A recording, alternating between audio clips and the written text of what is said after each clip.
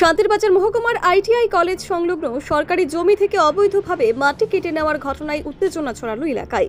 স্থানীয়দের অভিযোগ, দীর্ঘদিন ধরেই এই সরকারি জমি থেকে নিয়মিত মাটি চুরির ঘটনা ঘটে আসছে।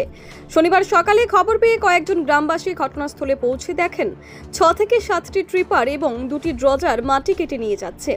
সঙ্গে সঙ্গে তারা কাজ বন্ধ করে দেন। অভিযোগ উঠেছে, স্থানীয় ঠিকাদার রাজু দত্ত এই মাটি তুলছিলেন। সূত্রের খবর, বর্তমানে শান্তিরবাজার জেলা হাসপাতালে নতুন মর্গ নির্মাণের কাজ চলছে। সেই নির্মাণ কাজের জন্যই মাটি ভরাট করতে তিনি কোনো বৈধ অনুমোদন ছাড়াই সরকারি জমি থেকে মাটি তুলছিলেন। স্থানীয়দের দাবি, এর আগেও একাধিক ঠিকাদার একইভাবে সরকারি জায়গা থেকে মাটি কেটে নিয়ে গিয়েছে, কিন্তু প্রশাসনের পক্ষ থেকে কঠোর ব্যবস্থা নেওয়া হয়নি। ঘটনায় ক্ষুব্ধ এলাকাবাসীরা বলেন, রাজু দত্ত নিজেকে শাসক দলের ঘনিষ্ঠ বলে দাবি করেন, তাই ভয়ে কেউ প্রকাশ্যে মুখ খুলতে চান না। তবে এদিনের ঘটনায় স্থানীয়দের প্রতিবাদের মুখে রাজু দত্তের গাড়িগুলো দ্রুত এলাকা ছেড়ে পালিয়ে যায়।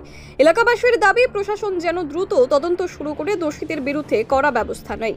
এখন দেখার বিষয়, এই অভিযোগে প্রশাসন কতটা কঠোর পদক্ষেপ নেয়। Bureau report, PV north east.